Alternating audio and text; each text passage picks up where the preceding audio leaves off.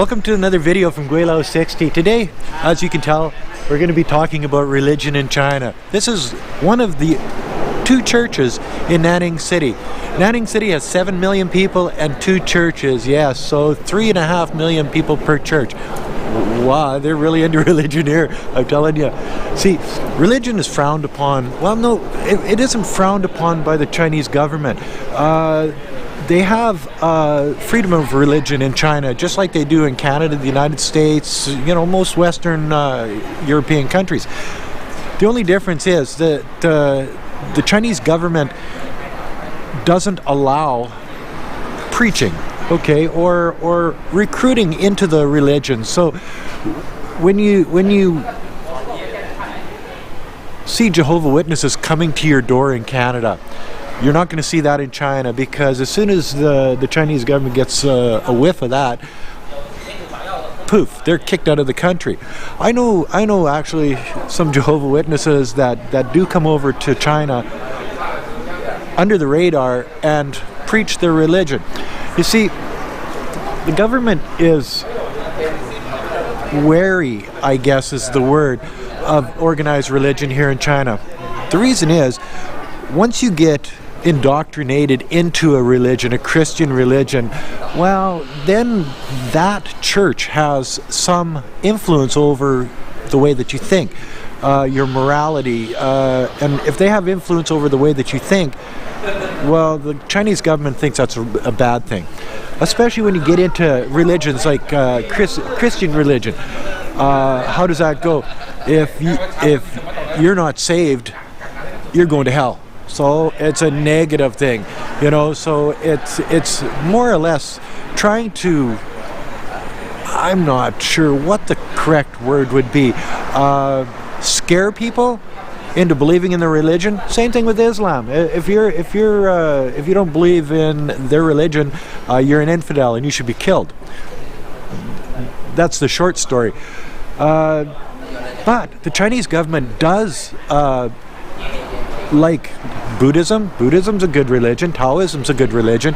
The reason why this is because if you're in the Buddhist, or you believe in Buddhism, they think, well, okay, well, if you believe in it, that's good. And if you don't, well, that's okay too. Taoism, if you believe in it, that's good. And if you don't, well, they don't care. You know, where the Christian churches are more into recruiting people into their church. Once you get into the church, then a lot of the churches say, oh, you have to give 10% of your wages to the church. Well, yeah, try to get a Chinese person to give 10% of their wages to the church, but you know there are a lot that do it. I read something the other day where it says by 2030, China is going to be the biggest concentration of Christians in the world. Well, probably because of the population. But if that happens and the Christian religion gets that powerful in a place like China, then it is a threat to the Chinese government, and I don't think that's a good thing. I think the lack of religion in China is probably a good thing. Think of all of the wars that have been started, all of the people that have been killed over religion, going back into the Middle Ages and the Crusades, the Christians, you know, against Islam for places like Jerusalem and whatever. You see, the Chinese government, by just saying, no, you can have some churches like this one here, and it's been around for a long time. You can have some churches, but the people the ministers that preach or give sermons in the church are regulated by the Chinese government. They do have underground churches. They're called house churches here in China, which are illegal, and I know there's a lot of them that get shut down. People that go to these churches are sometimes arrested by the police because it's illegal. So when you've got crosses being taken down in some of the places, well, they figure crosses on a church is a form of advertisement, so they just take them down. A lot of churches get demolished and big high-rises go up in their place. Yes, they're not as important as in the West. A high-rise for people to live in or work in is in China more important than a church, and that's just the way it is. There's another church in China just around the corner. You see, both these churches are probably like 3 or 4 blocks apart in a city the size of 7 million people. So, and just right next door is where my wife grew up. So she was like 14 steps away from the church. She's never been to it. So that tells you how religious Chinese people are.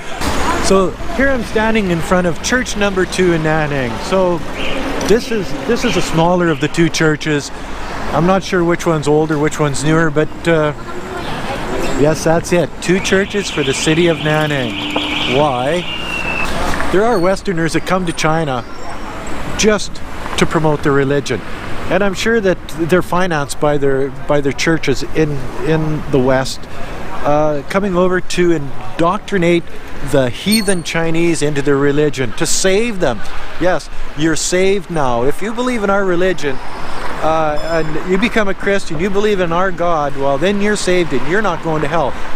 But if you don't believe in our religion, you're going to hell. So for an uneducated person, a Chinese person that only knew superstition before, it's not a far stretch to be able to, I don't know, make them believe in your fairy tale.